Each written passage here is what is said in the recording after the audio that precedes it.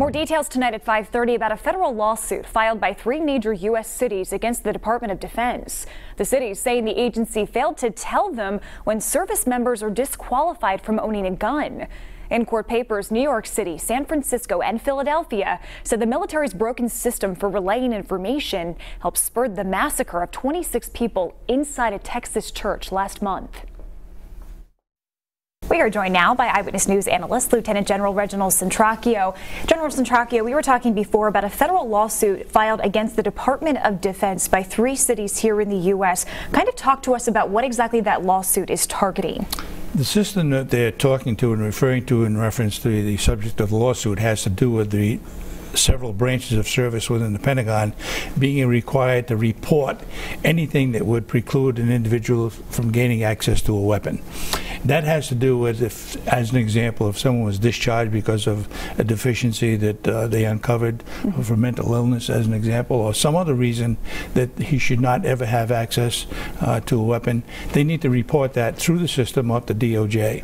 And DOJ in turn makes that information available to the several towns and cities and states in order for them to build their systems to make sure that when somebody applies for a weapons permit that they can determine that this individual should not receive that authority to receive a weapon.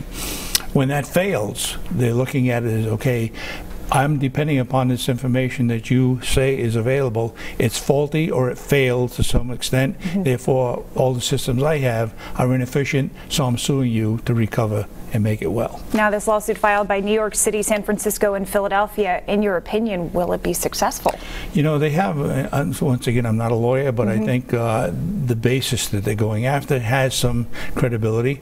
If they're saying, we depend on you to do something, and you fail, therefore it impacts on us either financially or some other ways, and unfortunately, in the case of someone taking someone's life, that impacts on the city, and they're liable for some kind of litigation too.